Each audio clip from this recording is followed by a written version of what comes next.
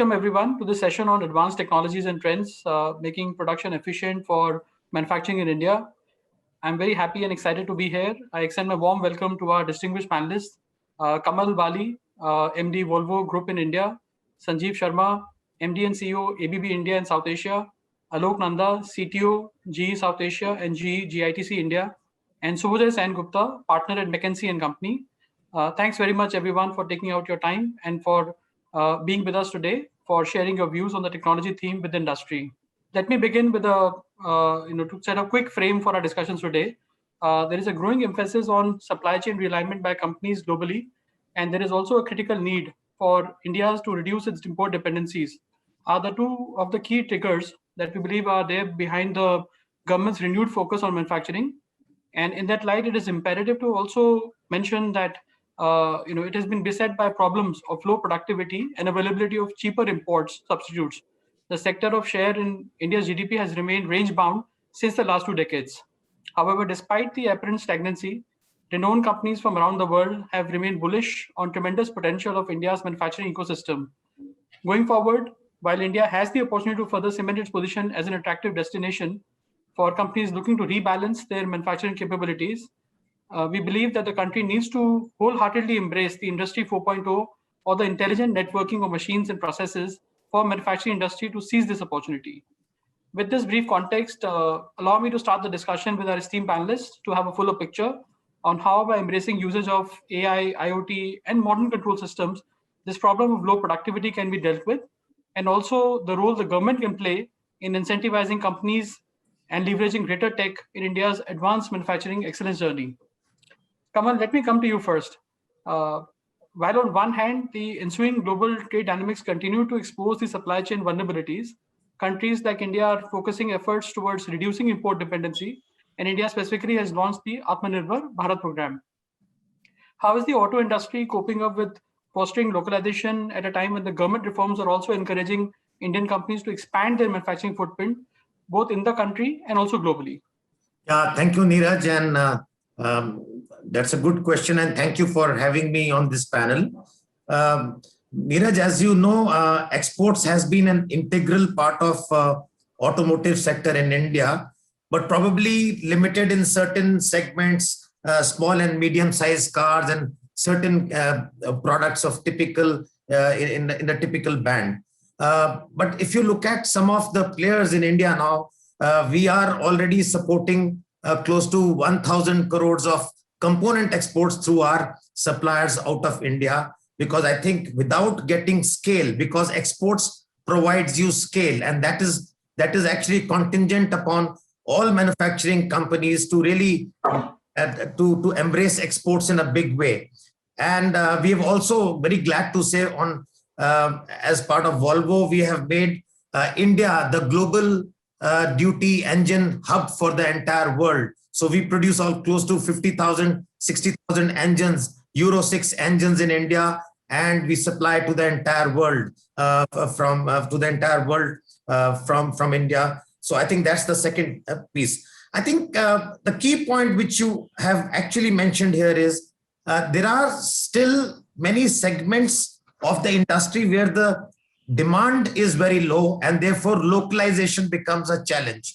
So here our suggestion has been that, and I think government is also listening in a very good way, that we need to have a concept of progressive phased manufacturing program. I think one of the very old concepts, but I think it works very, very well, that there's a clear-cut time frame which the government or the administration agrees with companies that, okay, you're allowed to import 60-70% import content right now in your products, but over a time span of 3 to 5 years, you will localize and bring the local content to 60, 70, 80%. I think that would be the right approach, and I think that is one approach which is paving way, as I see very, very clearly.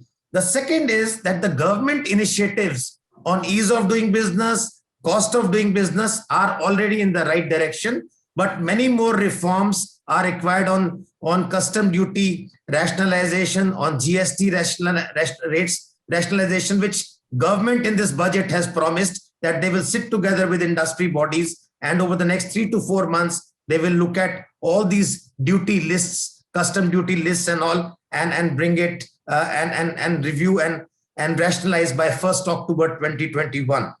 But I think more importantly, I mean, the biggest takeaway for me out of especially in the last 1 year is the rebalancing of global value chains which is happening across the world. And we believe that more than $4 trillion of global value chain will be rebalanced over the next 3 to 4 years.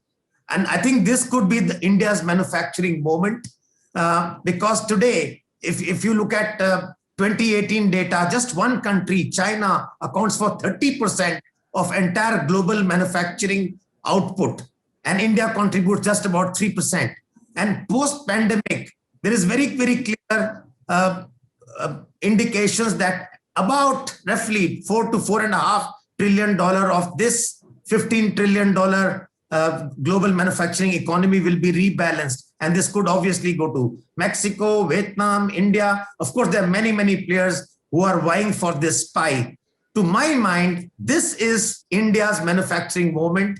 And this budget, which has been a remarkable budget, I think sets the right framework to attract more investments into India, and really whether it is in infrastructure, automotive industry, and therefore things like PLI. On one hand, we said cost of doing business, ease of doing business. This PLI is a real big, I would say, incentive for companies to look at India, because we still have certain hidden costs in our power tariffs, in our many components not included in GST, some of the by value about 30-40%, which is not included in GST, which actually leads to indirect cascading of the costs. So I think if some of those things can be done, and government agrees on a phased manufacturing program and sets a very clear direction, I think that is the moment for India, and automotive industry will actually, to my mind, lead this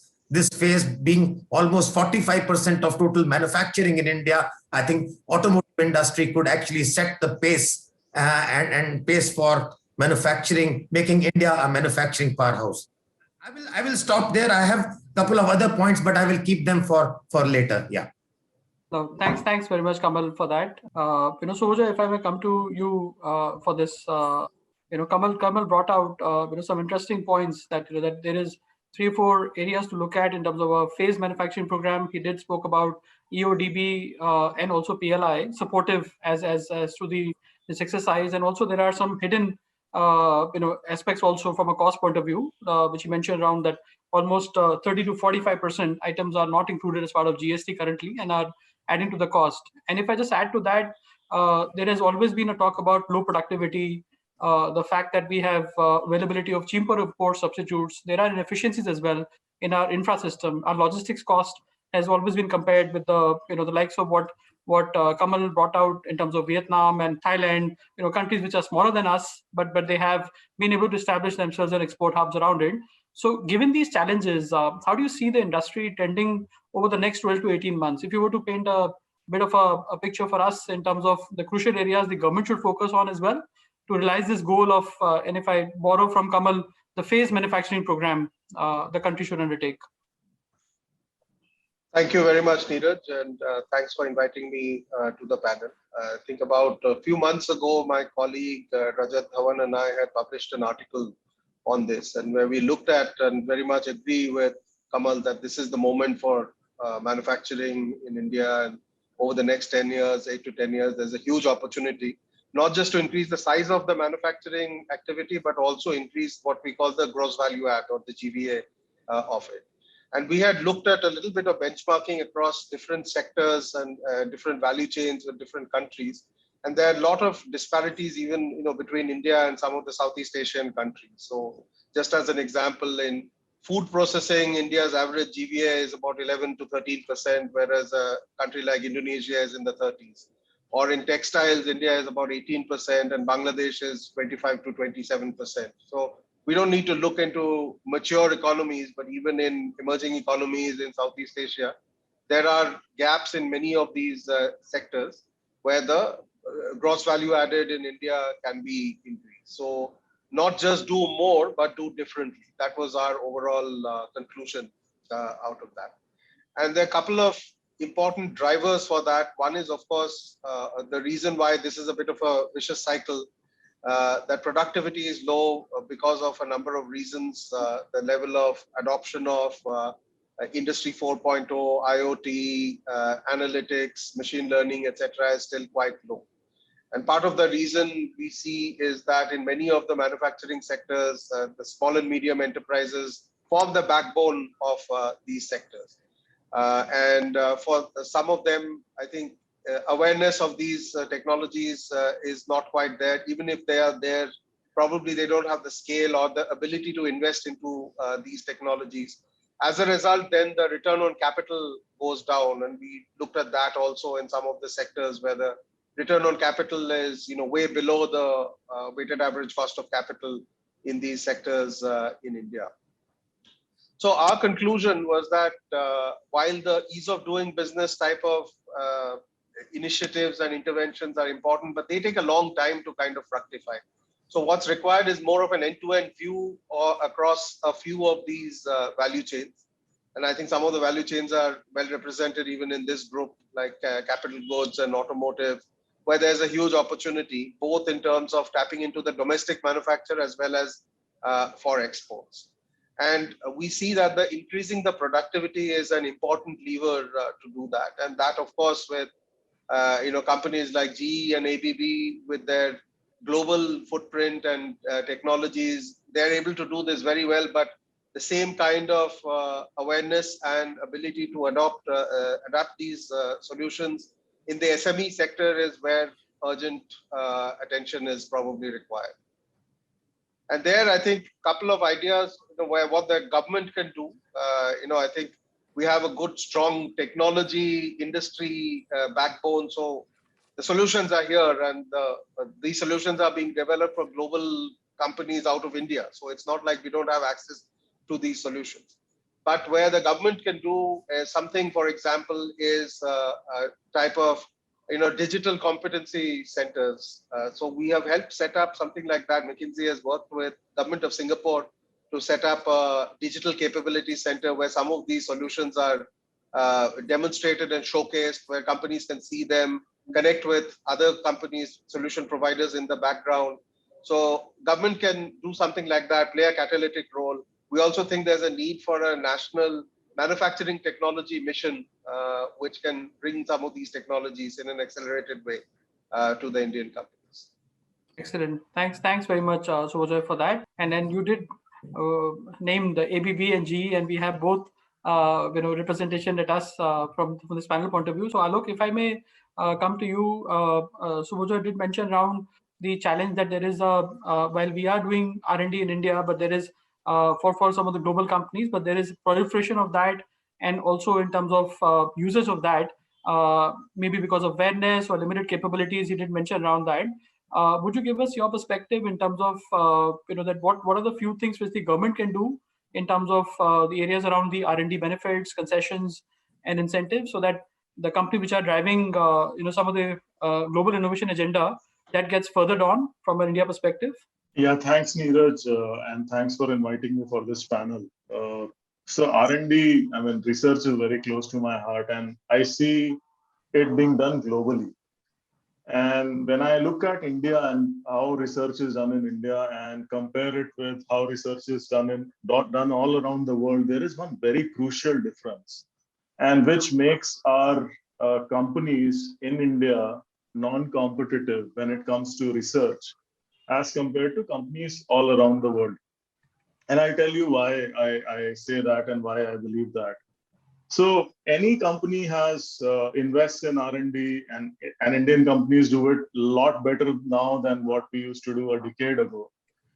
It's for innovation for today, innovation for tomorrow, and innovation for future. And most companies invest their own money into R&D when it comes to innovation for today and tomorrow. And all around the world, innovation for future happens in collaboration with government, academia, and industry. So if you see how GE does its far field innovation in US or in Europe, is in partnership with agencies like ARPA-E, with academia, all come together, all create technology, move forward. Now in India also government spends a lot of money, but there is one crucial difference. When in India, government gives money for a far end, far field kind of research, they give it to the academia. And what has happened good in the last 5-6 years is academia started working with industry. But the money to execute those problems, those solutions goes to academia. And it's not their core strength to program manage it to a solution. Now, you take that in US when we work in GE in US when we work on a far field solution, when government or gives the money through an agency like ARPA-E or DARPA, the money comes to the industry and industry has partners in academia and everyone. Industry program manages it to the solution.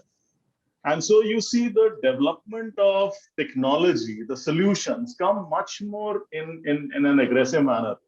And what happens in India is because industry doesn't participate in that far-reaching solutions, we are always in a catch-up game whenever a new innovative, disruptive technology comes.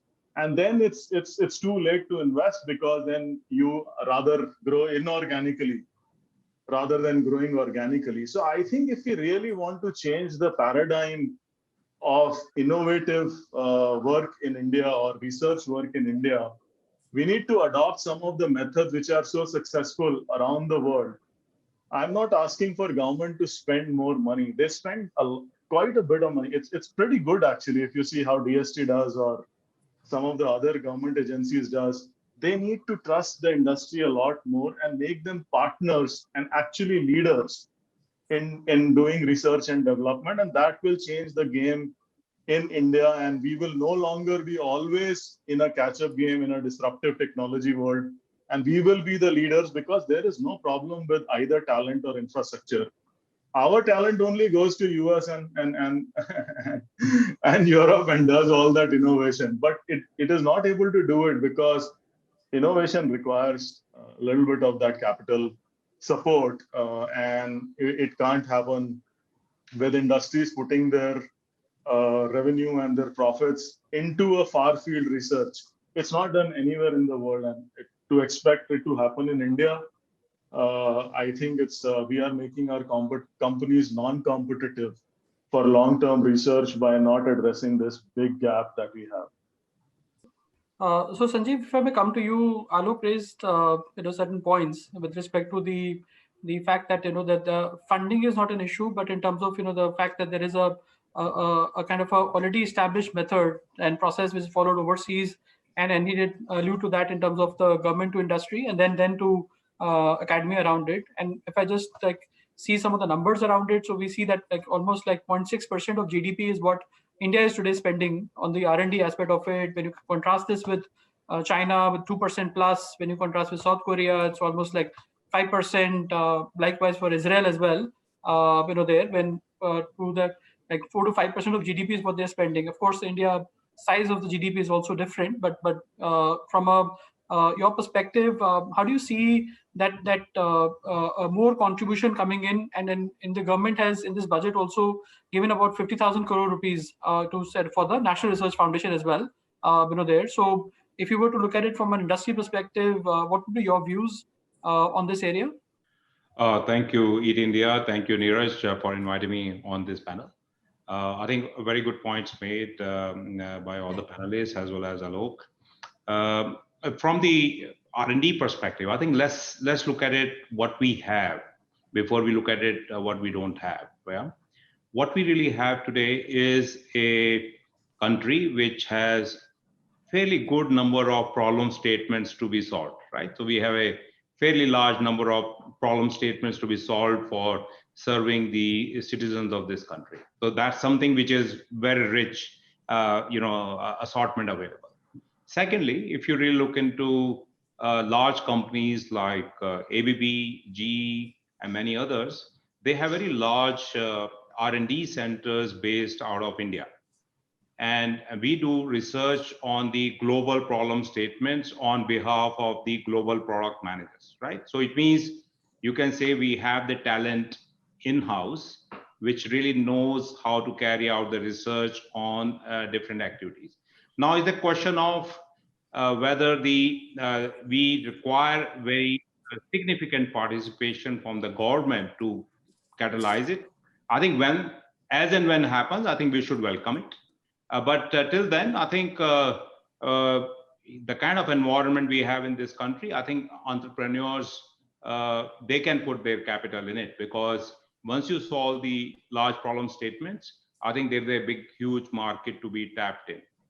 So I would say use what we have, and then as and when government is able to organize itself to support this in the way that Alok described, that to bring different elements together, I think we should continue to take benefit of it. So from our point of view, we do prepare some solutions which are very specific to the country.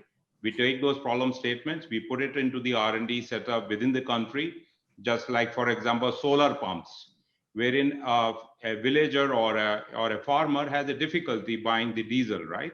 But if you create a solar water pump, which we created and developed in the country, we are able to, solve a good problem wherein the lands can be irrigated by using pump, and you have a lower carbon footprint, but also you are able to, deal with the problems. So that would be my point of view when it comes to R&D. We should take the problem statement, use the talent we have, and encourage even from the industry side that we start bringing India specific solutions.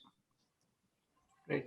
So Sanjeev, if I ask you another question here, given that there is a trend that we're seeing, that earlier there was a lot of these sectors in terms of like FMCG, warehouse were which are adopting a lot of automation part of it there, but currently we see a lot of labor intensive sectors as well in terms of mining, cement, metals, etc. also embracing a lot of change from a digitalization perspective around it.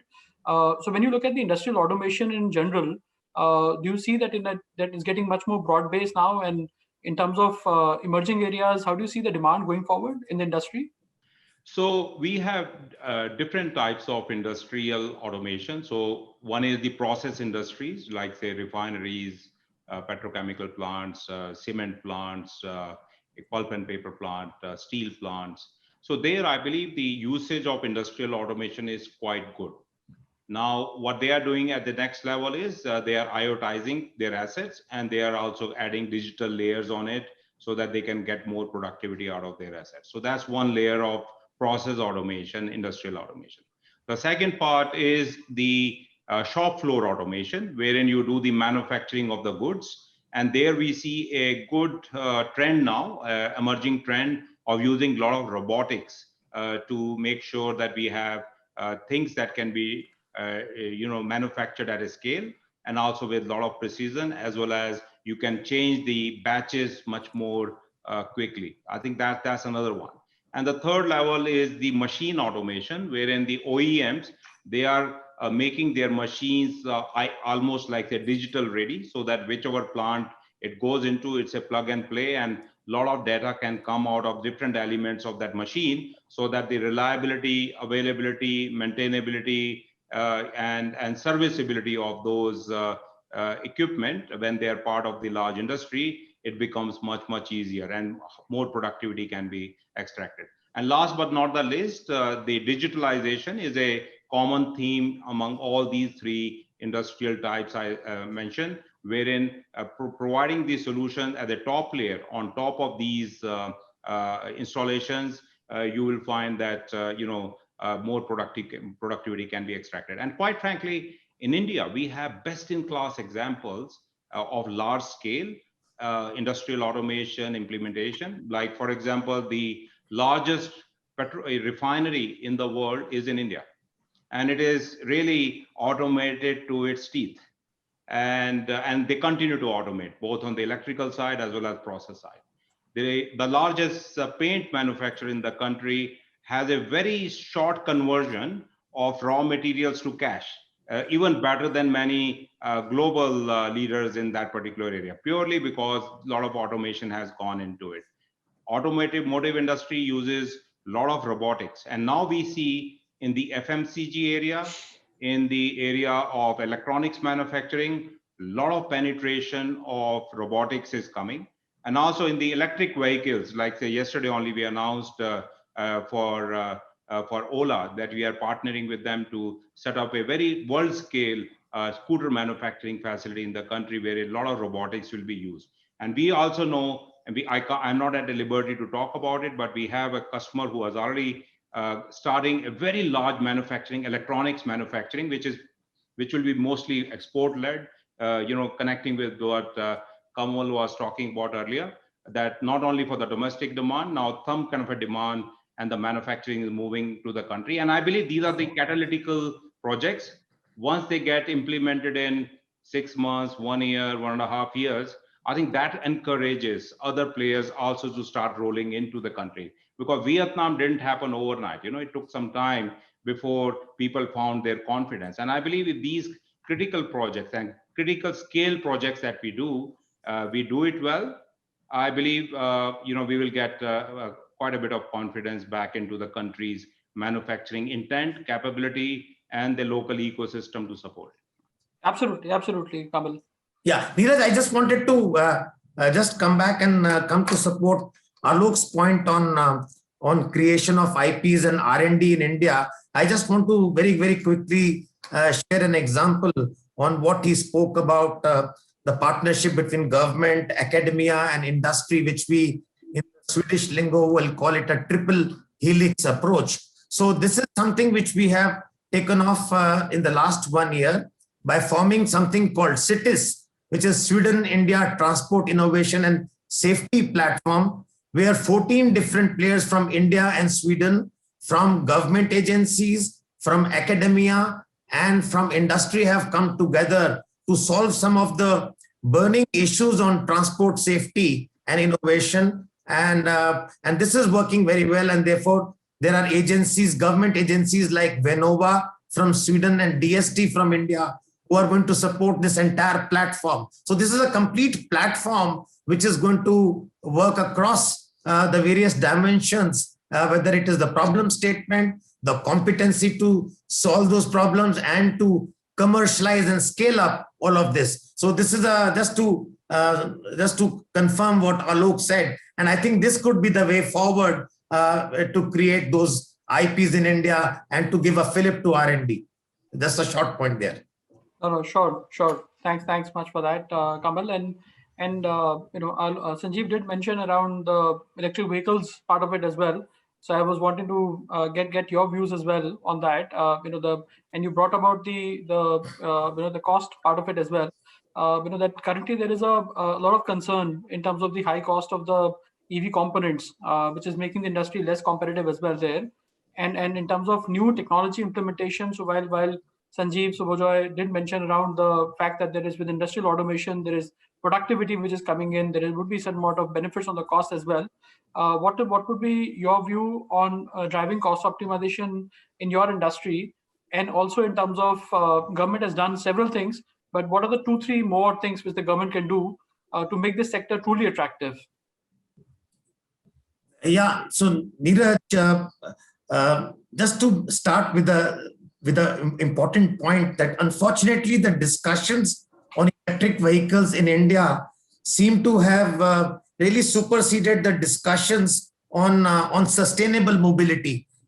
We have been focusing not on public transport, not on making transport overall sustainable. We have been focusing, and the narrative has only been electric vehicles, which is all right, which is a very important element, but it is only one of the 3 or 4 elements of sustainable transport, because otherwise you are at the danger of moving the future cities which have been congested with diesel and petrol vehicles. You could make them congested with electric vehicles. So I think there are 3 or 4 key points. We need to look at mobility in a sustainable way. But I think electric vehicle, just coming to one of the elements in sustainable mobility, it's a very important element. I think scale and technology are 2 things which are going to really be the game changer in this. As Volvo, we have, just to let you know, couple of developments. Volvo and Daimler, we have signed up a partnership to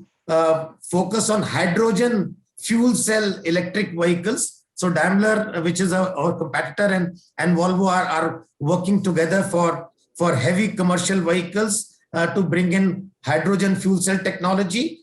And we have also just about a month back formed another business area called Volvo Energy, which will actually focus on battery technology and several other things. So I think this is electric vehicles are electric, whether it is battery electric or hydrogen cell electric, So I think this is going to be the future. And the key lies, I think what government could do is basically aggregate market across state corporations.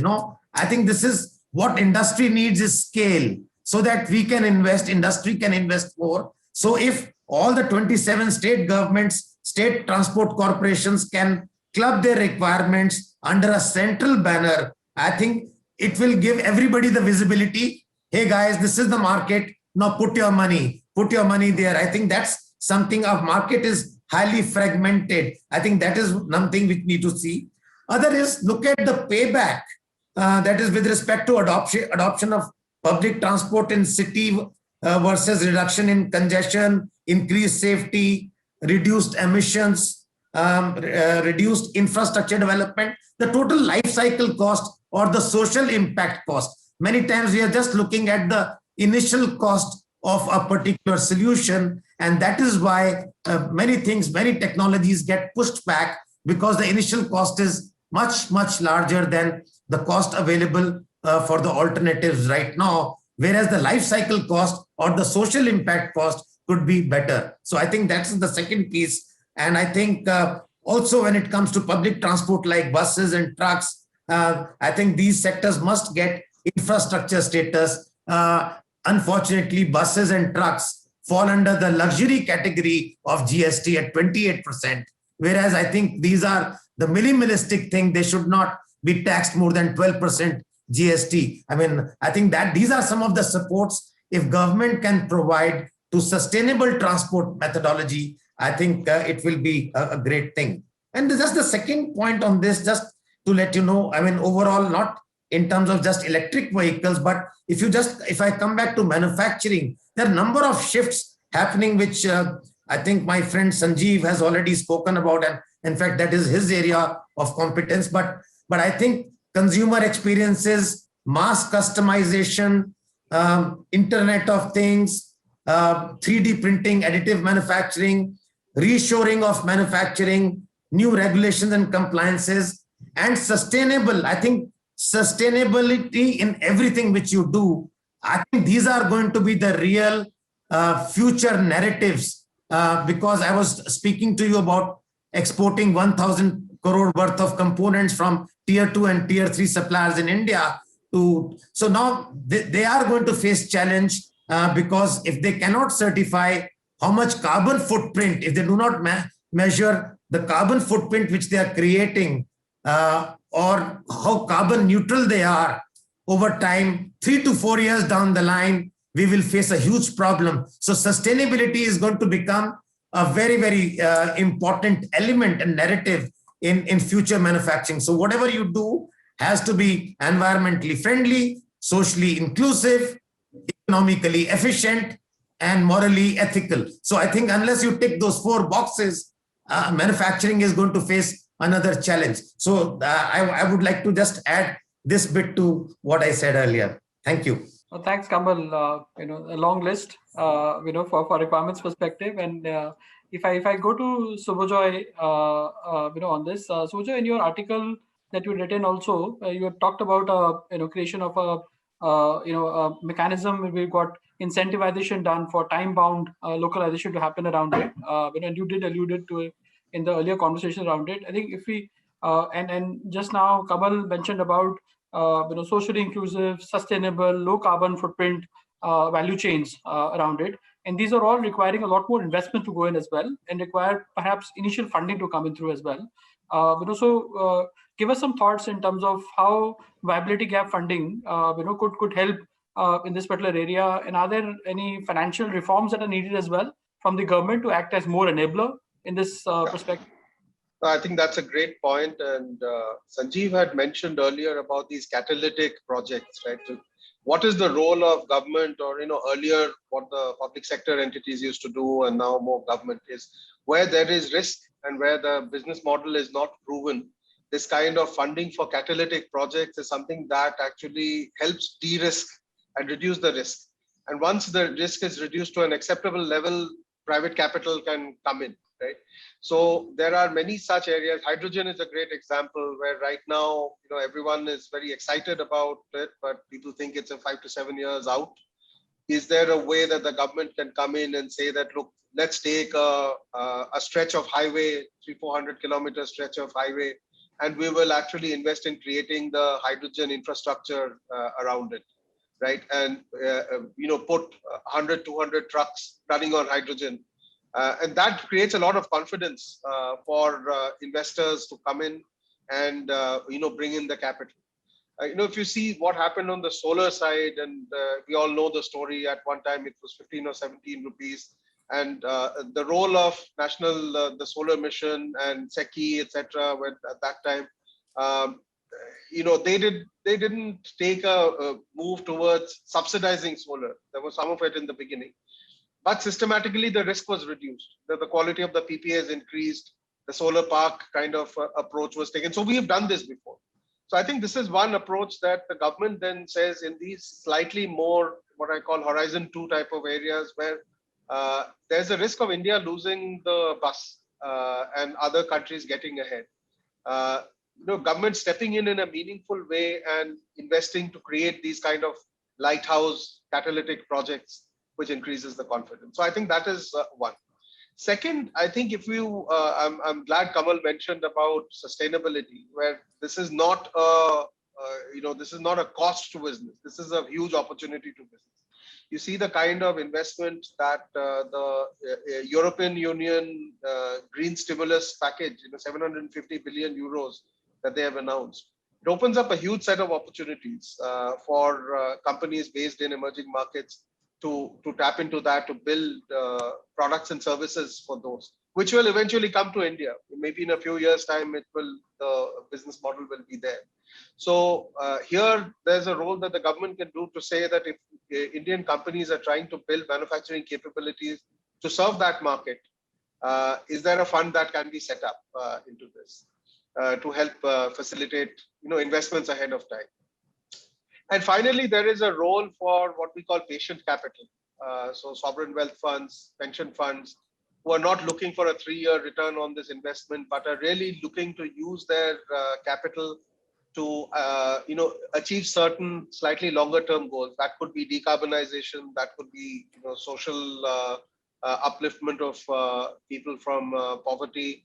It could be other kind of resource conservation type of objectives. And there are enough businesses, and there's a huge pool of capital out there in this in the world, looking for viable ways of being invested. So energy efficiency is a great example where we can see that there's lots of opportunity in India. Manufacturing of energy efficient appliances, industrial appliances, smart metering, another big area where there's a big rollout in India, several crores of smart meters that are happening. And so there is actually patient capital with a mandate for looking for so-called ESG type of deployment that is waiting there. And therefore creating viable projects, and the government can again play a role in that to attract and match up that supply with the supply of capital with the opportunity. So these are some ideas that can be pursued, but the opportunity is immense, and with the right kind of collaboration can be unlocked. So Alok, if I may come to you, so we just spoke about the government side of things in terms of what the government can do and government should focus on, a few of the aspects around it. If you were to zoom in from a private sector perspective, so what is it that industry should be doing to ensure that that there is a movement which is happening for adoption of more and more the industry 4.0, as currently many players continue to kind of get saddled with older technologies around it. So if the industry has to move to a faster adoption of the industry 4.0, what would be the few measures that the industry should take? Yeah, so my view on this is that, okay, then there are greenfield projects where you start afresh, and then you can actually build industry 4.0 in your business model itself. You adopt the technologies which are like world class, and you get the outcomes which are also world class. And then there are like brownfield projects. I mean, you already have a plant, you set it up some years back, and now just for industry 4.0 adoption, if the mandate is, or if the thought process is objective is that, okay, I will adopt industry 4.0, most of the time it becomes overwhelming, because you see, I mean, you look at the investments that you need to make, your business model is structured in a particular way, and sometimes you get discouraged and that, okay, no, I mean, let us continue how we are. So my view is, and I've seen this in many of the projects that we've done where we've helped through these technology deployment with customers who already have things, is first define the problem. You have a business model, what do you want to improve? And then take elements of the industry 4.0, which is the exponential technology you want to deploy. And then suddenly, when you link, the objective becomes solving the problem, making your outcomes better. It's easier to understand that, okay, this is a technology that works for me and this is what I develop. It's not that overwhelming then. Because sometimes when I first talk to industries, okay, why are you not going to the next level? I mean, they would say, nahi, why should I have 3D printing? I mean, why should I have this? But you don't need that. You need something else. What is the problem that you want to solve? Is your inventory a problem because you don't have connected systems? Is your spare parts a problem? What is your problem? When we come to these discussions, then suddenly the solutions emerge. And then the adoption becomes much more faster and much more impactful. So I just ask people that, okay, don't start with the objective that, okay, I have to adopt industry 4.0. I encourage people to start with, okay, these are the problems that I need to solve. These are the business objectives I need to make better. And then there is enough help around which can help you to say, okay, now if you deploy this technology in this order, then suddenly the digitalization strategy emerges, because it's then directly linked to your business model. So I would say that's something that we should focus on, making our productivity better. We should focus on making our outcomes world class. And I think then we will automatically get drawn to technology, because nothing else will get us to that world class outcomes without the help of technology. So I think that is the approach that has worked with us and our customers in past. Thanks, Alok. Sanjeev, if I may come to you, Alok said in a nice way that what is the problem that we're trying to solve, and in one of the areas, the problem is that you've got a larger share of MSMEs contributing to the nation's GDP as well, and we got a really large set of almost to the tune of 6.5 crore enterprises falling under that bracket, and government intends to increase their share as well, and these are always challenged with respect to the know-how, with respect to their balance sheet capable, as well in terms of investment that they can do. So how do you see that, and also there is a perspective that the MNCs are trying to tap into that market more and more as well, for fulfilling some of the requirements around it. So how do you see this as a more value-adding participation from MSME's perspective in the next 2-3 years, if you were to look at that time horizon?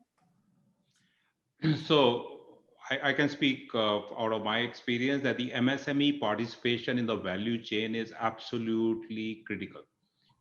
For the simple reason that if I look at it from the MNC perspective, you bring best-in-class technology from global side, and only way you can compete is to localize it, and also only way to localize it, not to do it all in-house. You have to spread it through the MSME as well as the large-scale industries to help you to localize, and that I think is a factor of demand of your products and solutions. So as the demand rises in the country, you automatically have this spread of volumes to the MSMEs. So any category wherein we are dominant or we are having a strong presence, we find that our MSME partners are very stable, and because they also have a demand perspective from us, because we are serving the industry domestically and to some extent export.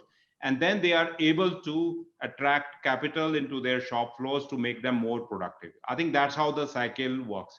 It doesn't work in isolation. It has to work with the scale as well as the stability of the market segment and the customers that you are serving. Now, when it comes to MSMEs, we do find that the incidence of MSME is not only in manufacturing. You always also have another category of MSMEs who are the integrators, wherein they take different pieces of technology, put it together, and then they supply to the machine builder or they supply to the manufacturing industry. And we find the incidences of both the machine builders who are in the MSME areas, the integrators, the incidence of them being available in tier 2, tier 3 cities is increasing. And then we find that as they reach the scale, they start investing, provided the buyer on the other side has a stable volumes for them and the stable payment terms. And government has assured that the payment terms for MSME is timely, so that they are not really at the credit risk of carrying the inventories on behalf of the large players. So from my perspective, I think MSME is going to grow as a natural factor. You can't catalyze it by anything. You have to grow the pie, and when then pie grows, that gets shared across to MSMEs, and as their volumes increase, they are able to invest more into more sophisticated plants and machinery. So as our GDP grows, we are at where we are. I think we allow a few more years and there will be a natural expansion of MSMEs alongside it. That's my view. Sure. Kamal, if I may also ask you in terms of your views on the MSME sector, in terms of how the growth can happen and also their contribution can get enhanced more, from supporting the larger industry. Yeah, I think first of all, completely agree with Sanjeev. I think MSMEs are critical to the growth of manufacturing in India, and I think that's going to be the way forward. But just to catalyze, so to say, how do we catalyze? How do we bring this? How can we accelerate the process? I think the key would be that government can support in getting anchor investors, anchor manufacturers in select areas. You can identify some 25, 30 sectors of economy where we know which are the large players, which could be the anchor manufacturers. And around that, you build a huge MSME infrastructure. And they not only bring in the demand, they bring in the capabilities, they bring in the knowledge, and we can upskill our entire MSME sector. So I think in completely echo what Sanjeev said. In addition to that, I think focus on anchor investors in 25 to 30 sectors of economy of manufacturing, which have already been identified. To my mind, that would be the way forward. Yeah. And any example that you could give from your industry perspective from the auto sector, because there's a lot of MSME which are engaged in this area. Absolutely, I think the automotive industry is a very good example of anchor investors and developing a cluster of MSMEs around them. And if you look at various clusters which have been formed, whether it is Chennai cluster, Pune cluster, Bangalore cluster, one large manufacturer comes, whether it is, I don't want to name companies, but yeah, one large manufacturer comes, then you have a huge facility for glass, then you have wiring harness, and then you have machine components, you have foundries, you have so many world-class players which have in fact, automotive industry in India is a live example of high standards of performance which India has. We are pretty much very, very big when it comes to both in terms of quality and quantity when it comes to automotive sector. I think the place where we are lacking in the automotive sector is the ESDM or the electronic manufacturing. I think that is an area which will require large investments. That is the place where we will need government support, I think, and somebody spoke about, I think, Suvojoy talked about patient capital. I think these are some of the areas where we will need support, government support, where you don't see the returns immediately. It will take some time. That is where I think we need. So to cut the long story short, I think this has to be a partnership between industry, government, investors, the financial sector, all have to play a game of in this whole orchestra to really make things work together for the whole economy as such.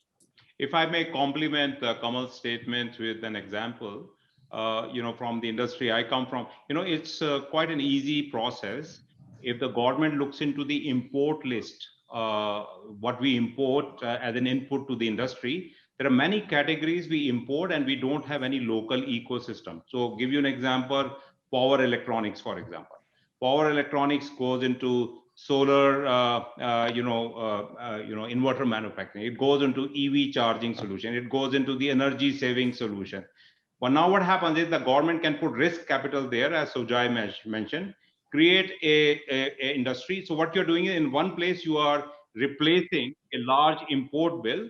And at the same time, you are creating a high-tech industry locally. And also with some support over a period of time, you will have enough depth and the confidence, and you benefit not only by using it for domestic industry, and also that sophistication plays out in how you play the global market. And there are several such categories which can be identified and is already available as the data within the system.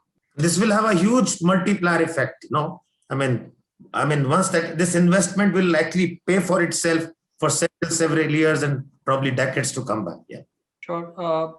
So we are kind of almost towards the end of our time, but Sujoy, I wanted to just quickly touch upon the skilling agenda as well. Given that when you contrast India's workforce with the workforces of more the developed nations around it, so when you see that almost 50% plus people in US would have got formal skill training. You look at Germany, Japan, the numbers go even higher than 75% over there. And contrasted to India, there is a much lower level of formal skill training available.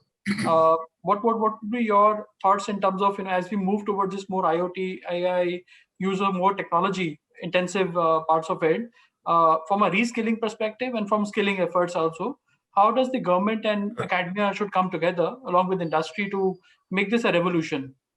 Yeah, this has to go hand in hand. It's just, not enough just to say that, look, productivity needs to increase and IoT needs to come in, etc. So I think while, the fact remains that productivity needs to increase, there's still a huge number of people, large workforce and growing workforce in the country where opportunities need to be found. And that's also where our MSMEs, as was mentioned earlier, they provide a lot of employment opportunities in there. Now, of course, we've had these sector skill councils in multiple sectors. Some of them have had some success, others haven't had success.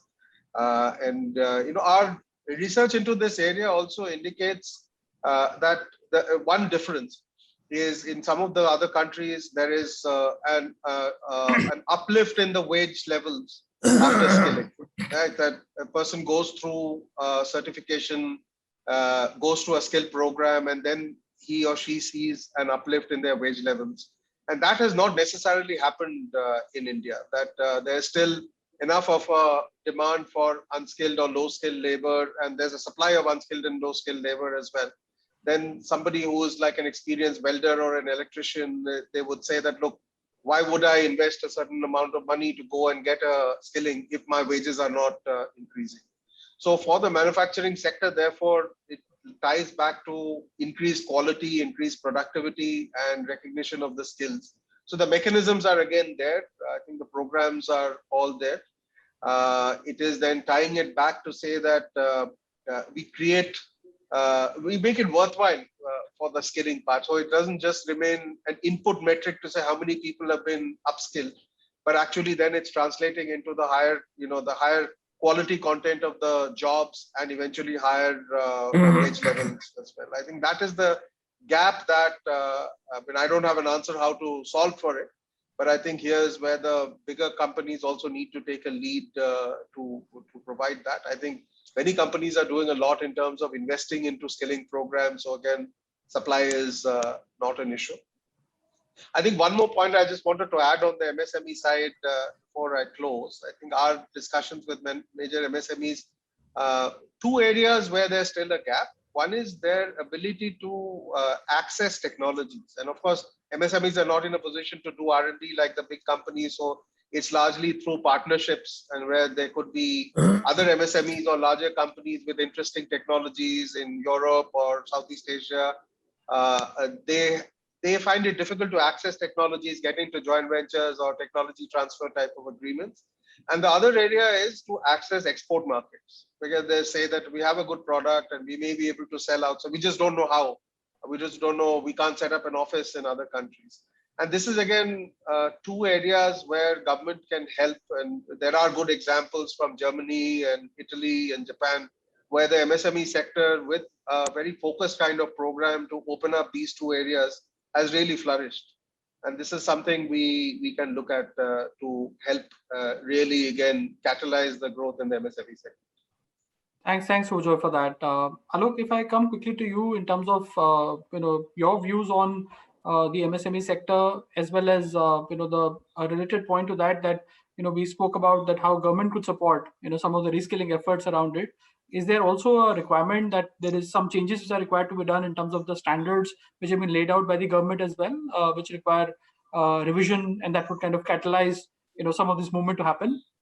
I agree with what Sanjeev said, that it's inevitable. I mean, MSMEs have become a very, very integral part of the industry, and it will only grow because that's a great model to have. As far as standards are concerned, a lot of work is happening by the government. I mean, BIS, in a partnership with a German agency, is adopting systematically the IEC standards. Like as an example, last year in August, we adopted the cybersecurity standard, which was a big ask for industry, because now that's the same standard which is across the world. And if the industry adopts that standard, I mean, we can work with anybody around the world and there won't be any cybersecurity concerns because it's the same standard throughout the world. So I think there is a lot of work happening. I think industry bodies can help the government to prioritize if there is any specific standard that is coming in the way. But what I have seen in the last like 2-3 years is this partnership between BIS and one of the German agencies in working in conjunction with the IEC standards, I think is making this progress very intentional and also very productive. So I'm like pretty happy with the way the government is bringing these standards to India and international standards to India, and not creating some other standards which makes it difficult then to compete and to collaborate. So with this positive comments, if I were just to ask last question, again in the same order, if I may say, in terms of three things that you think would be required for India to increase its share of manufacturing in terms of the contribution that it has for GDP currently, from 15 to 17% that it is today to 25%. What would be those things that you would like to emphasize on? Kamal, starting with you. I think the first is high precision, superior quality of high mix, low volume, smart products. I think that's going to be the future of manufacturing. It's going to be very mass customization. Mass customization is going to be the future. I think ICT will be the future. If I see towards the end of this decade, they will lead to smart factories, green production is going to be the key. And last but not the least is, I think, very good support and ease of doing business and cost of doing business together with well-skilled people, upskilled current labor and the future labor which is coming in. I think these are some of the things which will drive India's share up. Sanjeev, over to you. So focus on a few very large-scale catalytical projects, which really makes a global statement, and that will bring the confidence of capital back into the country. And I think most of the programs are in place to do that. We are where we are. Don't expect overnight miracles. Manufacturing takes long time to set in a country. China has taken 25 years. And I think we should have that kind of a perspective and patience. Number two, on the skilling, we have the manpower and the young manpower the way it is and how educated and skilled it is. You can't again change it overnight, but use a lot of technology to make that the unskilled workers can participate in manufacturing. And just using the AI graphical modes, you can have a fairly unskilled person do a fairly good skilled work on the shop floor. Skilled workers are required when you don't have automation around them. When you have automation, you can have the participation. And most of the advantage in our country is that most of the people have a good intellect. Whether doesn't matter which a small city or large city you come, people are smart. If you give them an opportunity, they skill up, and you just make sure that the industry makes an automation module and package and meaningfully employ them. So it's on the job training as well as some internship. And last but not the least, youngsters are willing to take risk in terms of large scale manufacturing. I think government should think in terms of how to kind of encourage the risk capital in certain industries which can be transformative, or something which doesn't exist, some value chain doesn't exist in the country, we import a lot, put some risk capital and put some buffers around it. I think that can help us a lot as we go forward. Wonderful. Alok? Yeah, I'll say two things. One, localization of raw materials, especially the complex raw materials, whether it's high-end forgings or it's the electronics chips. I think if we can enable that, a lot more manufacturing will be feasible in India than it is currently. That's one thing I would say. The second thing, as I mentioned, for exponential technologies to actually grow in any country, government, industry, and academia partnership in a meaningful way is very critical. So I think if we can enable these two things, everything else we have. Wonderful. Suvojoy, if I may come to you. Yeah, I think couple of next generation sunrise sectors, and India should now take the lead in some of that through quick assimilation of technology, some of these lighthouse projects, risk capital, and so on. And I think something like hydrogen or the next generation of vehicles, even in some areas like defense, where then it's not just for the domestic market but for export. We should do it with a view to be an export hub for some of these products. I think that's the approach, and that needs a very end-to-end value chain type of approach rather than picking only, say, power or logistics or ease of doing business. All those need to come together, but let's take an end-to-end value chain approach in a few areas and really scale it up. Great. With such an illustrious panel, you can actually go on and on, and then get the insights from them. But every good thing has to come to an end. So with that, I will thank everyone for your participation around it. And if I may just say that, as a closing comments on it, there is some very good takeaways in terms of some of the insights that you mentioned in terms of, I think, aggregating the demand, from a government perspective, the focus on reducing risks. Sanjeev spoke about risk capital. That's an area that is a area of requirement and attention around it.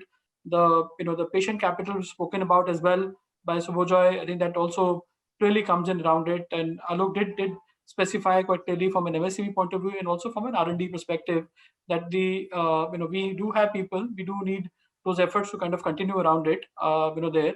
And if I may say that, from a ingredients perspective, all of us say that that the government budget is supportive for some of these aspects on it.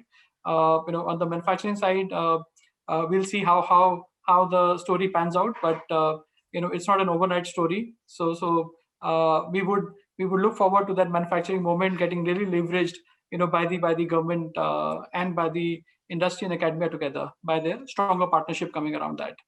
Thank you very much, gentlemen, for your time. Appreciate. Thank you. Thank you. Thanks, everyone. Thank you.